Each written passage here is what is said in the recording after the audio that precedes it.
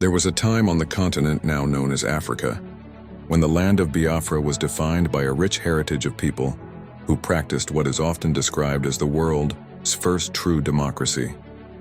A society where men, women, children, and animals lived freely, where kings, elders, children, and women were all deeply respected, and all lives were protected. Fruit trees flourished everywhere, embodying a culture of generous sharing where no one prevented another from enjoying the bounty from their neighbor's yard, affirming Biafra as what was considered God's own land. It was a unique society where kings upheld the highest standard of self-respect, setting examples for their people, and could even be cautioned for unbecoming behavior by citizens, even children, without fear of consequence. The citizens were highly educated and business-inclined, a disposition which, coupled with their hard work and communal support, led to the creation of great individual and collective wealth. Everyone was seen as equal, and the Biafrans never attempted, and have never attempted, to conquer any other people. In stark contrast, neighboring Yoruba, Fulanis, and Hausa groups held different values, believing in conquering others for the sake of slavery and power. Their kings and elders could not be questioned for wrongdoing, and authority was often prioritized over the collective growth of the populace, with wealth amassed for the subjugation of their subjects, a practice alien to the Biafran ethos. Tragically, this civilization was shattered by the colonization and forced amalgamation of Biafra into a single entity called Nigeria by the British colonizers.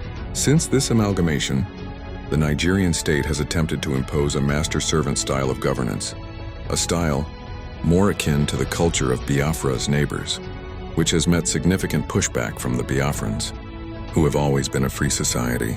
This resistance ultimately led to a devastating war between the Nigerian state and the Biafran state, which concluded with the annihilation of over 3 million Biafrans, a catastrophe aided by the support of external powers, including Britain, Russia, the former Soviet Union, Egypt, the USA, Australia, India, New Zealand, and South Africa.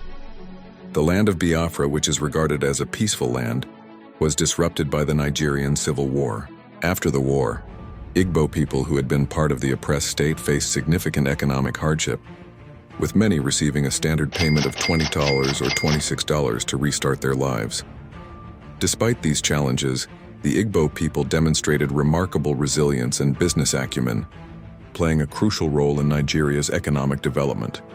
Despite their contributions, subsequent Nigerian administrations, particularly under North and West political leadership, engaged in systematic economic suppression of Igbo businesses through various means, including extortion, property destruction, and fabrication of accidents. Alongside this has been a campaign of violence and disinformation aimed at discrediting and alienating the Igbo population, fostering tribal animosity.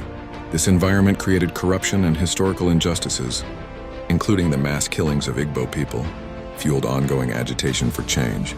Prominent figures like former army officer Odumegwu Ojukwu and later human rights activist Nnamdi Kanu emerged as leaders of the Biafran cause. Nnamdi Kanu, a British citizen, actively advocated for Igbo self-determination or a referendum of freedom. He raised global awareness of Nigerian government oppression against his people, despite being acquitted by a court. Nnamdi Kanu remains in government detention, a situation linked to broader issues of governance and instability in Nigeria. I am urging all Nigerians in the world to demand Nnamdi Kanu's release and advocate for a more equitable United States of Nigeria, where peace, civility, advancement, and fair justice is dispensed equally.